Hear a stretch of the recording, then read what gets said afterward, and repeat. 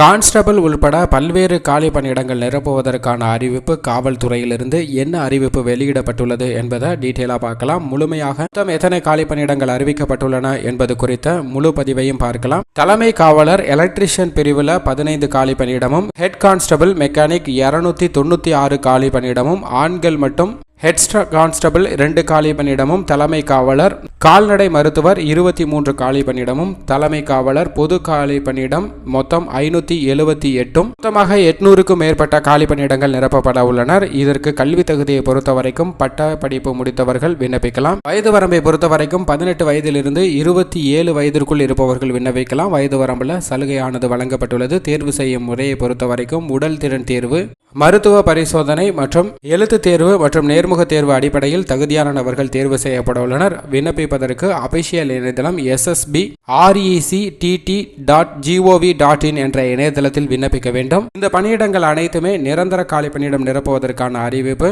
கல்வி தகுதி பெற்றவர்கள் விண்ணப்பித்து பயன்பெறலாம்.